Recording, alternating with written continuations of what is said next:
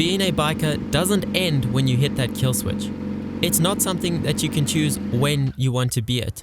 It's something that you're born with inside you, even when you're trying to work. You see, I've learned to concentrate even with my bike as my desktop wallpaper. In fact, I've gotten so good at it now that I only stare at it for about 30% of the day.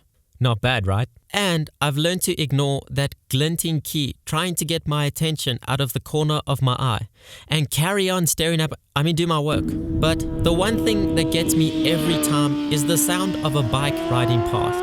Even though some of the time you can guess what bike it is just from the sound. 2008 R1. Your mind won't let that be enough and makes you go and get hard evidence that your guess was in fact correct.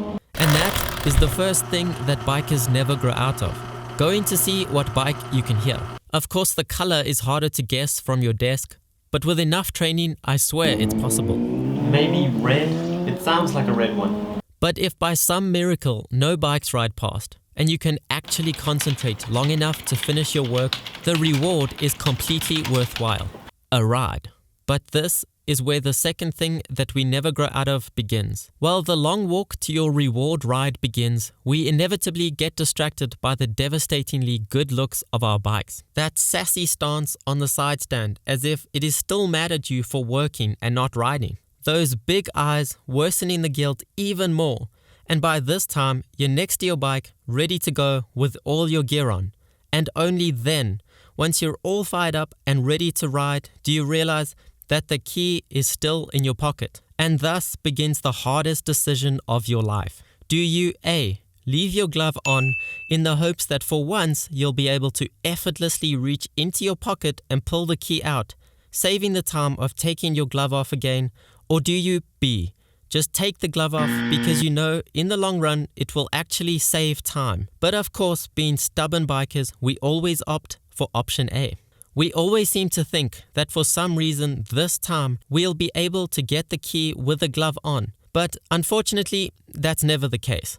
And you end up faffing for about 5 minutes before you just bite the bullet and take the damn glove off, with the end result being a wasted 10 minutes. This is number 2. Putting your gloves on while your key is still in your pocket. Thank goodness, one gear change into your ride, you've already forgotten about your terrible life choices and are once again caught up in the bike. At least until you find a like-minded fella on your home turf. It's the child inside of us that insists that we play. And this is the number one reason why we have more fun on the road than car drivers. That, and of course, traffic doesn't bother us. But nevertheless, the race commences, and all cops, speed limits, and engine displacement stereotypes go out the window. Because you're sure you can beat that 1000cc on your 250 from one light to the next. A few kilometers into your ride, and it didn't take long to already be on point 3 of things that bikers never grow out of.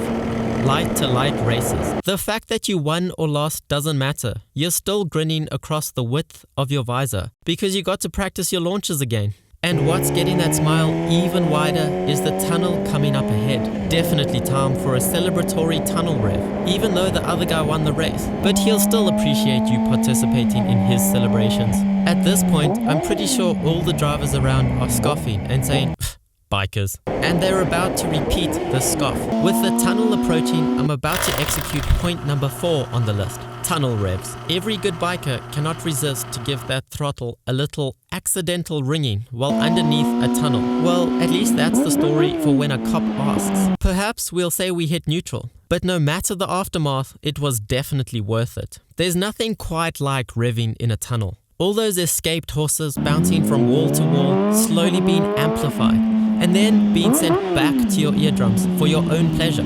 With hooning complete and the bike safely back on its kickstand, you might be leaving the bike, but it doesn't mean that the thought of bikes will ever stop. And even while you walk away, you can't resist a cheeky look back, because after all, that's how you know that you bought the right bike. Just a last little admiration for what those talented designers in Japan created. And if you do this, you've successfully completed the list at number 5, staring at your bike when walking away. So those are the 5 things that I've never grown out of as a biker. But if you have, let me know down in the comments, as well as if I've missed any in this video. And if any of these things remind you of you or your friends, be sure to share this video with them. But anyway, thank you so much for watching, and I'll catch you in the next video.